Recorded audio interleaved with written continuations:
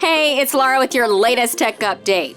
How do you picture your business's cybersecurity? A little like locking the front door of your house? You use software updates, strong passwords, and firewalls to keep threats out. But what if someone inside the house is leaving the windows wide open? Many employees use their personal devices for work. If they have out-of-date software or weak passwords, it makes them a cybercriminal's dream. The fix? Education. Show your team how small habits like using unique passwords and secure devices can make a big difference. Cybersecurity is everyone's responsibility. We can help turn your team into your business's strongest defense. Get in touch. That's your tech update. More next week.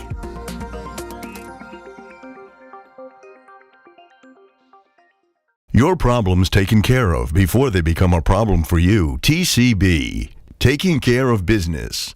Taking care of your business.